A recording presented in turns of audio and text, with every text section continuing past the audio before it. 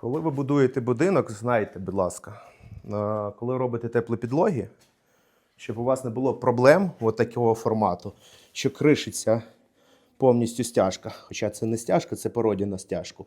По-перше, товщина 3,5 см, по-друге, вона як гіпс. Над трубою, бачите, от труба, повинна бути 4 діаметра. Тобто це мінімально десь до 7 см. Обов'язково пластифікатори, тому що, бачите, все покрошилося і цієї стяжки немає. Потрібно все збивати і заново класти. Кому потрібна якісна консультація в області вентиляції, кондиціювання, опалення, в шапці профіля контактний телефон.